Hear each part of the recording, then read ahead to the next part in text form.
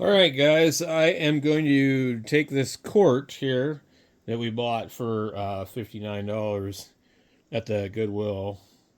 It's Indonesian made. And we're going to I got some stuff laying around.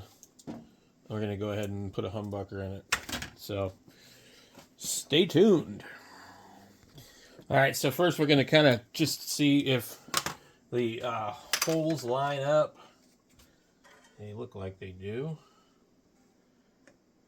We might have, I don't think we'll have any problems.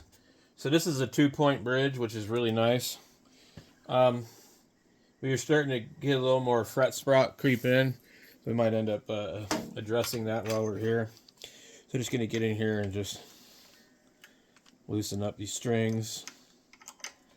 And what I do is I just pull the pick guard without completely removing the strings, especially like if it's a guitar that I'm just going to flip. In this case, this one here, probably not, but I noticed a couple of the tuner keys are pretty freaking loose here. Wow. So this one here, and that one, actually, they're all really bad. This guitar actually plays pretty good. But I'm not sure what year this damn thing is. Because it's probably a 2003. But, I mean, it's just basically a freaking Strat, you know? Probably made in the same factory. Well, I don't know if it'd be the same factory that they do Squires, but it very possibly could be the same factory that they make Ibanez guitars. Let's see what's. I would think probably Ibanez. So anyway, let me get these screws out of here. I don't need to film the whole thing, otherwise we'll have a lengthy video. All right.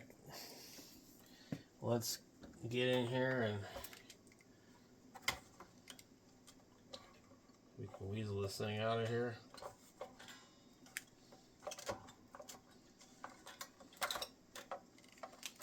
This is how I usually do it. They did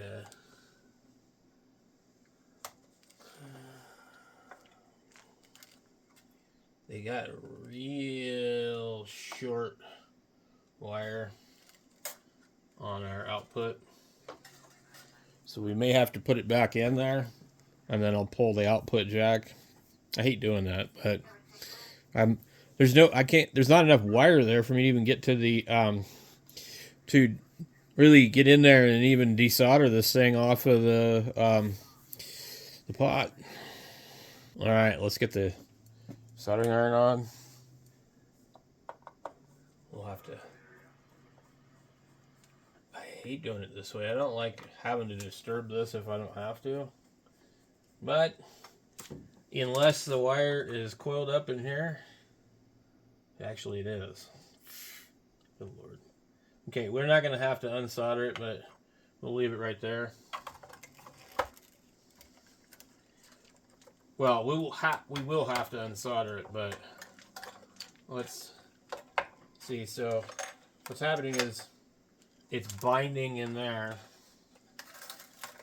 And we're going to unsolder it anyways, but that underneath there to not scratch the guitar. They did an okay job on this. This has actually got what do you call those versus the other kind? Well, I guess they're the same. They just have double magnets. These are pretty hot though, these pickups. So versus this kind, I'll probably just leave that pick guard completely intact like it is. I don't want to switch anything around. I don't really. They're definitely hot, but I don't really care about the rest of this stuff. So basically, if we have enough heat, we can get in here. I don't think we have enough heat with this iron, but we'll try.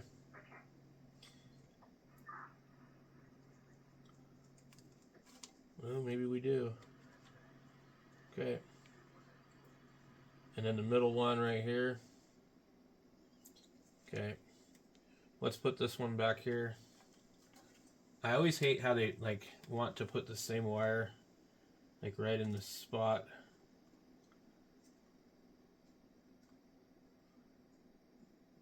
Because then you have to unsolder them both. So anyway, I'm using the Weller. I don't know what you call it. It's a bought it at Home Depot when they were on sale. So anyway, so we got that out of there. Oh geez, I totally brain farted. No, we need this one off. Yeah, we can't have this one on there. That one's got to go onto our new pickguard. Okay. So then we got that out of there. I need to get into my drawer of Seymour Duncans and come back with a pickup. All right. Well, I couldn't find anything that I wanted. We get these goofy ass Ibanez pickups, and then I have this Seymour. This is an SH2. It's for a neck, but I don't really care. I mean, like, I'm not a big fan of neck pickups. So I'll probably put that one in. I just got to test a few things, and then that's about it. All right, so I had to look up the wiring on this Ibanez INF4. This is almost 16K. It actually is 16K.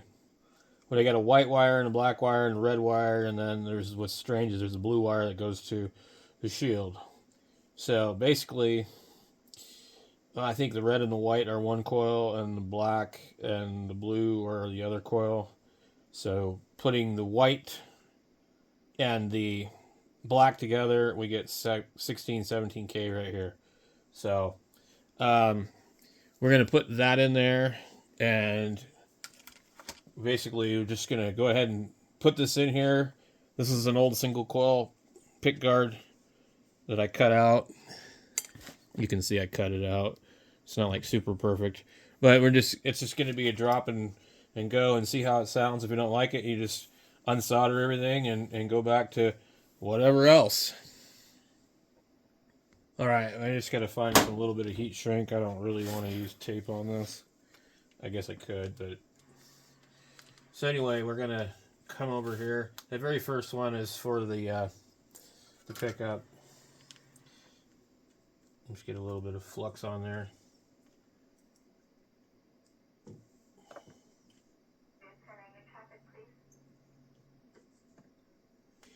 All right, and then get a little flux on this end here. Hopefully we can get this one hot enough to stick to this pot.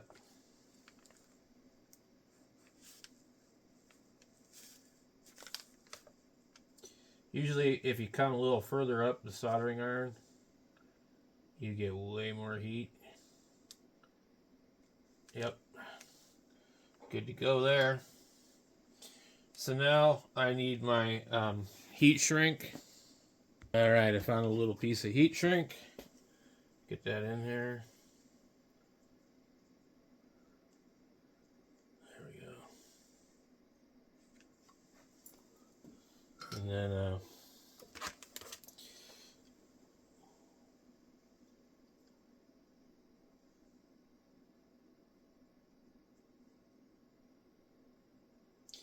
I could use a lighter, but easier to use the iron.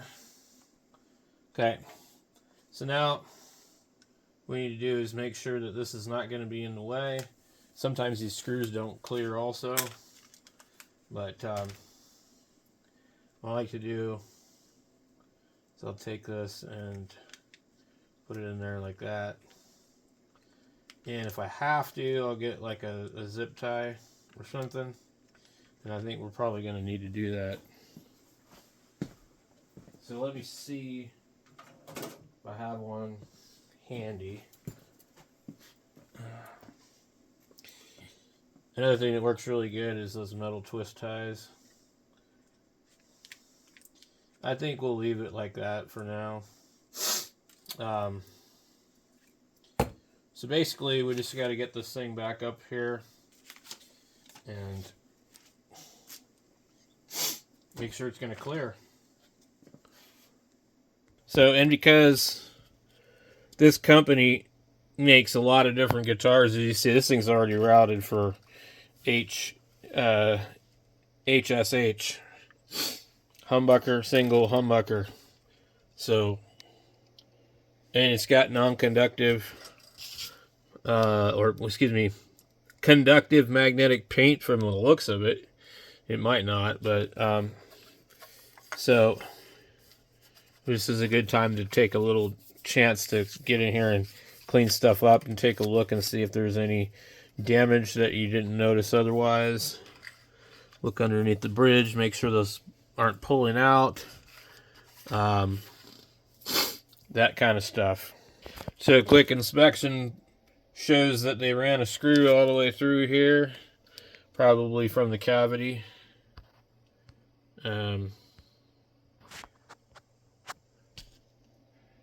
See that right there? That's a bummer.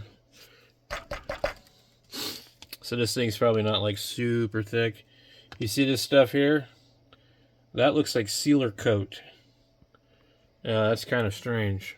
Anyway, I don't want to spend too much time on this. This is not like an extraordinary guitar. I should have never even really bought it for the price that I paid. But anyway, it was, you get 20% off at the thrift store when you buy stuff. So I would guess that would be like about $9.50 or something like that. So I probably got it for about 40 bucks, which is really good considering I don't think I bought too many guitars for less than that. All right, so let's go ahead and just, I'm not going to take too long here. Let's go ahead and just get this thing soldered up, man. Something's in the air in here. It's making me sneeze too. It's kind of nasty. Oh, there's my multimeter across the room beeping at me. Come on, dude. Trying not to melt the damn wire.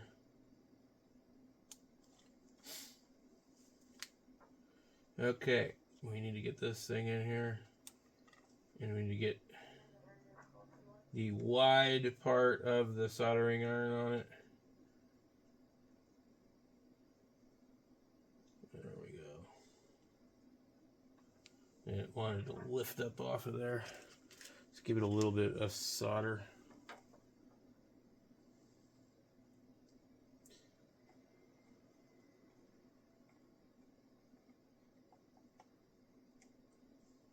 And I'm going to have to hold it.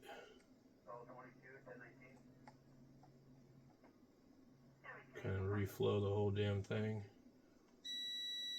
There we go. That looks a lot better.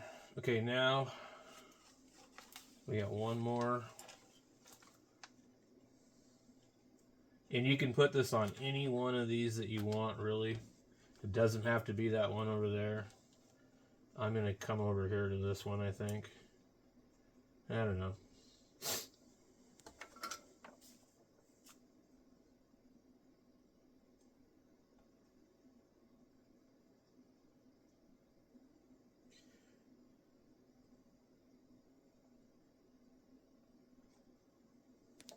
It's definitely hot. And that's the problem, is like, you know, you got to reflow it and get it pretty hot. And sometimes you really just need some tweezers or something to hold the damn thing. Alright. Now I expect that probably a bunch of these holes are not going to probably line up. We also might have trouble in the middle here with the wires. Because of how the cavity is cut. We might also run into some problems here. Wow, you wouldn't believe how far off this pickguard is. It's off by, oh god, almost half an inch. No, not quite that much, but... So anyway, we are not going to get this thing in here without trimming this pickguard. We get two choices. What I usually do is I'll take this and I'll cut the plastic. So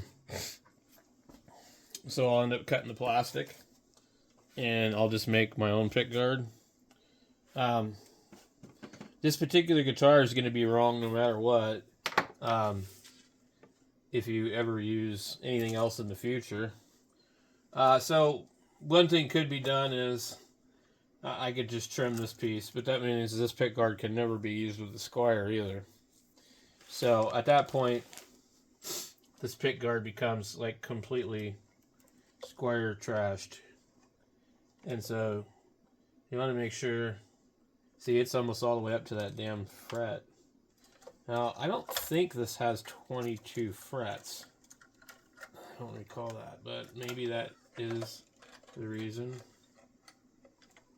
Come on, fucker. Okay. So, yeah. You get 12, 13, 14, 15, 16, 17, 18, 19, 20, 21, 22. So it does have 22. So, normally on a Squire, you wouldn't have that other fret. Excuse me. So, and normally, oh, I see it. Never mind. The overhang is there. We're fine. I just didn't I didn't get it slipped in there. So, common mistake here, guys. Sorry, I feel a little stupid, but anyway, it's going to be a little bit of a pain. I've got to get this. This thing is wrestling with me. Anyway, we got to get it up and under. There we go. And it's probably going to drop in. Maybe. We might have to take the strings off on this one. Okay. Perfect. Okay. So, you're going to run into little hiccups like that, I guess. These holes, they all line up really nice over... And I guess they don't. The top one lines up nice, and that one lines up nice. Okay. Now, I feel like I'm probably sitting on something over here. So I'm going to need to get underneath here and see what the hell is going on. Because it's sticking up there. So we had some wiring that's probably stuck. You're going to run into that too. These things can be a pain. So what I do is I get underneath there with the flashlight, and I can see, yep, blue wire right in the way. So what you could do is you could take a long flat screwdriver or something wood like a painter's stick and get in between there. So I'm going to look and see. I know I have a painter's stick in my toolbox, and I'm looking to see if I have the other one that's not quite so large. But let me get in here.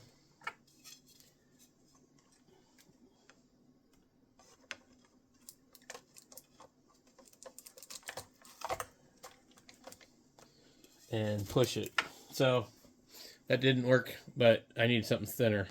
Okay, so maybe I can get my light over here, because it's really impossible for me to hold the flashlight and then look under here at the same time. And this thing is just not happy. So you may have to pull the pickguard and tape the stuff up. It just depends.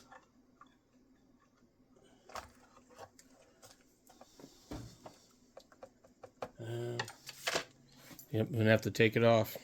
Okay, so that does seem to have fixed it, and I didn't actually have to take it off. I just had to fiddle with it a little bit. Let's pull this wire here, but not too much of it. These you kind of got to be careful because if you put it in the wrong spot, the wire can be pinched by the jack, or you won't be able to plug the jack in all the way. I've run into guitars where they had the wire kind of looped up in the back there, and you couldn't plug the jack in all the way, and nobody could figure out why. I had this, bunch of wire in there balled up. Use this screwdriver here. So at this point, I'm going to put a couple screws in.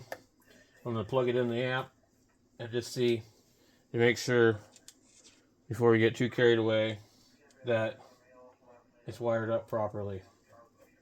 Last thing you want to do is do all this and then go and hook it up and find out you made a mistake. It's very easy to do,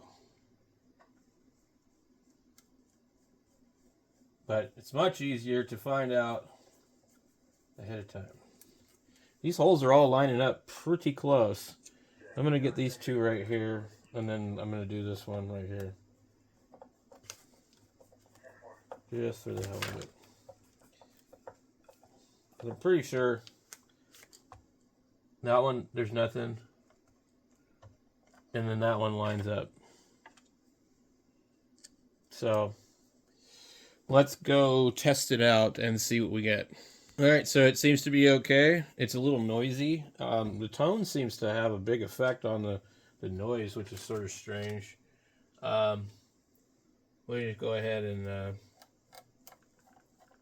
put the screws in that we can put in. Maybe come at a little bit of an angle. Let's see. I thought one was kind of lined up over here, but it's enough to test it. We still have other stuff to do. I've got to tighten up all the stuff here, but basically that's it for doing all that kind of stuff, and I can't think of anything else you're really going to run into. It is possible to get the wires backwards and be out of phase and other things like that.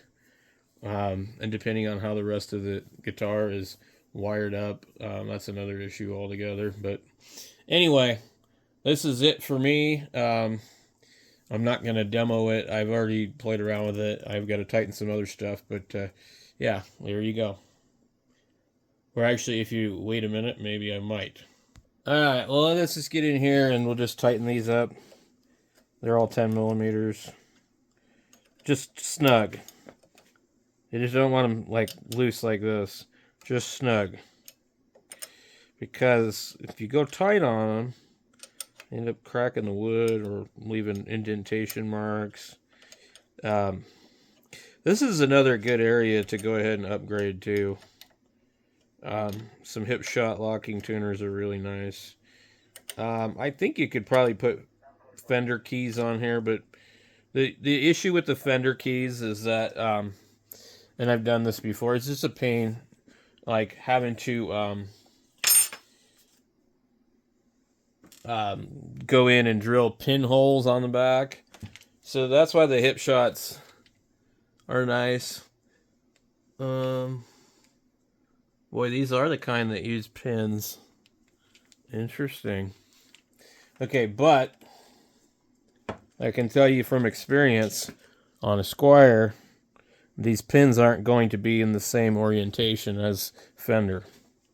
So, I have a set of them, and I guess I could put them on there, but I don't see the point in doing it.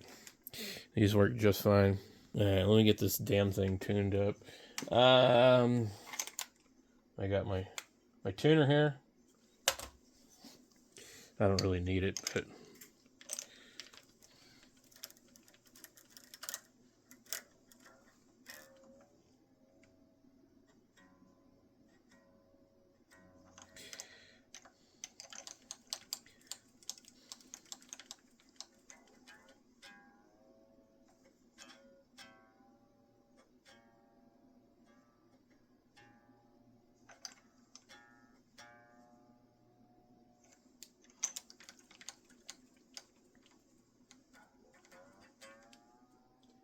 This bridge is floating too, so this is going to be like a pain. It's going to be a pain to get it back to where it needs to be. Not too bad, but a little bit of a pain. That's why I actually prefer hardtails or decked. Let's see, we got high E.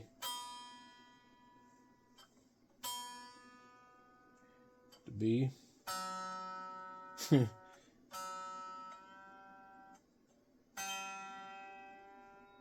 G.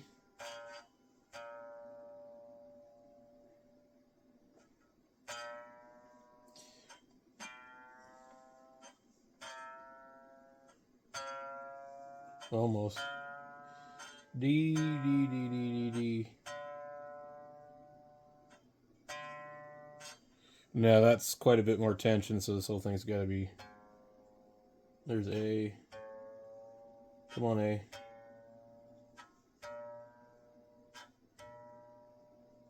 I overtune it usually.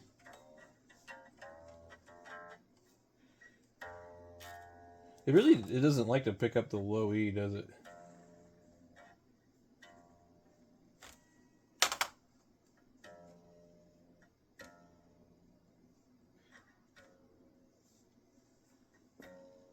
Oh, we're too sharp.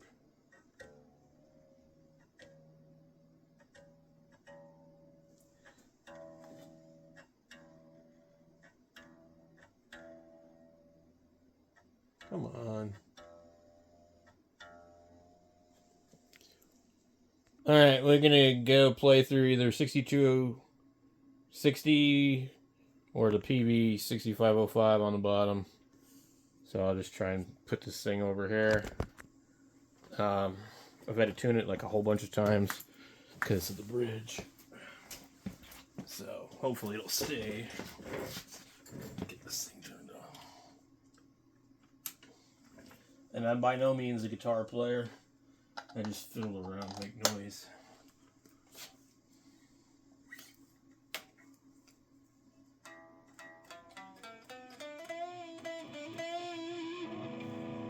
Okay, let's put this on clean.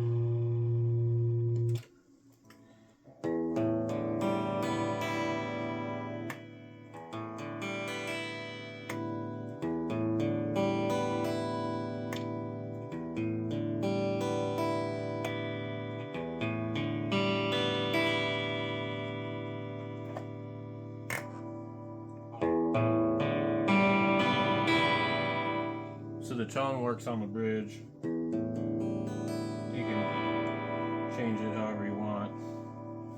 Okay, so let's go to the dirty channel.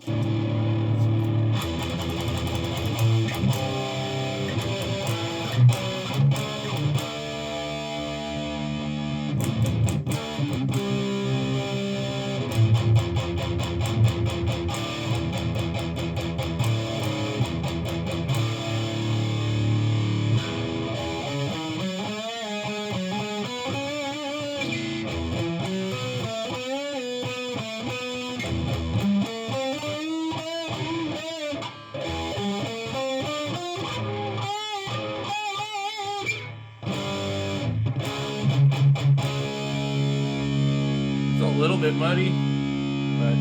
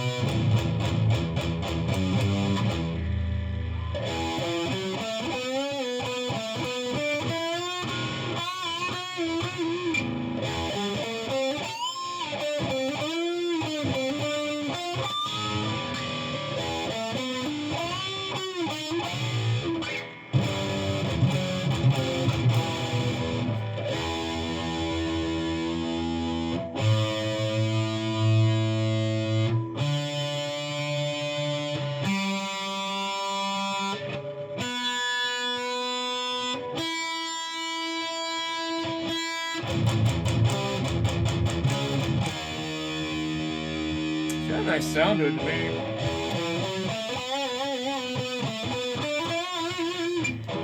try it on the 6260, which has got EL 34s in it, I think.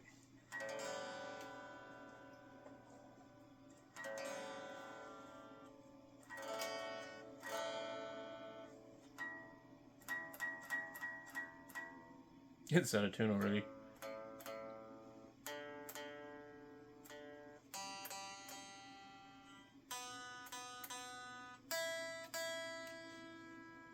This thing takes a while to... And that's that crate cab over there.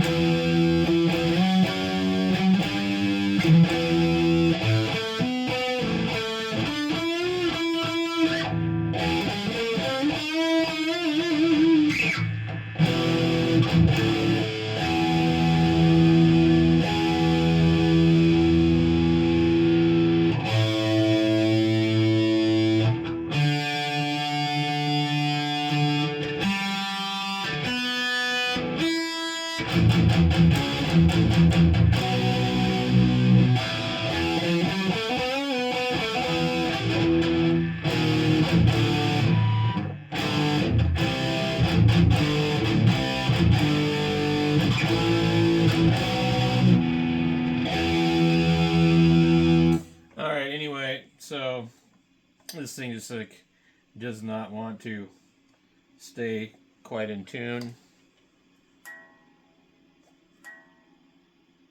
But that's, you know, this was free, it came out of my Ibanez, so, and the pickguard came off of another guitar. All I gotta do is just, I'm gonna go in and drill these holes. I'm not gonna force them in with a screw. I'll take a little small bit and I'll go through and just do that. It is off a little bit down here. It doesn't line up with that. So I actually might just scoot this thing over because I'd rather it look good down here than to line up with the holes that are already there. So that's one thing you want to look for here. So anyway, I hope that helps anybody. Leave your comments down below. And yeah, pretty much that's about it.